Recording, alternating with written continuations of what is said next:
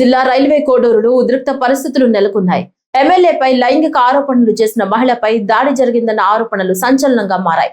గత 2-3 నెలలుగా ఎమ్మెల్యే అరవ శ్రీధర్పై మహిళ హర్షవీణ ఆరోపణలు చేస్తూ వస్తోంది. ఈ నేపథ్యంలో ఆమె టీడీపీ ఇన్ఛార్జ్ ముక్కా రూపానందరెడ్డిని కలిసి న్యాయం చేయాలని వినతి పత్రం సమర్పించింది. అయితే సాయంత్రం టోల్గేట్ ప్రాంతంలో పూలు కొనుగోలు చేస్తుండగా ఎమ్మెల్యే అరవ శ్రీధర్, జనసేన నాయకుడు తాతంశెట్టి నాగేంద్ర అక్కడకు వచ్చారని బాధితురాలు ఆరోపిస్తోంది. ఆ తర్వాత తాతంశెట్టి నాగేంద్ర తన అనుచరులతో కలిసి నడి రోడ్డుపై తనపై దాడి చేశారని హర్షవీణ తెలిపింది.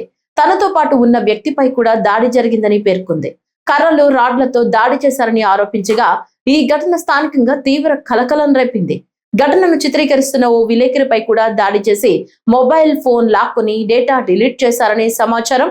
దాడి అనంతరం హర్షవీణ పోలీస్ స్టేషన్ లో ఫిర్యాదు చేయగా పోలీసులు కేసు నమోదు చేసి దర్యాప్తు ప్రారంభించారు.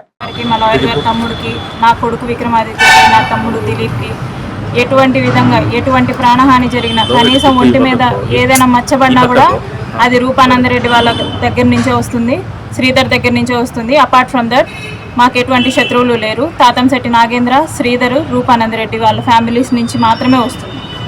ఇదైతే నేను క్లియర్గా చెప్తున్నాను.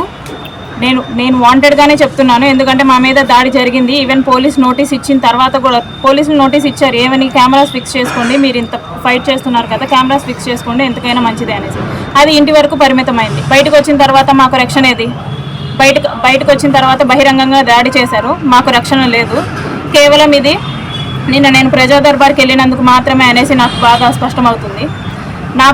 నాకు కానీ, నా కుటుంబానికి కానీ, మా లాయర్ వాళ్ళ కుటుంబానికి కానీ ఎటువంటి హాని జరిగినా సరే అది ముక్కా రూపానందరెడ్డి ఫ్యామిలీ నుంచి, శ్రీధర్ వాళ్ళ ఫ్యామిలీ నుంచి, తాతంశెట్టి అండ్ జనసేన నుంచే అనేసి నేను స్పష్టం చేస్తున్నాను.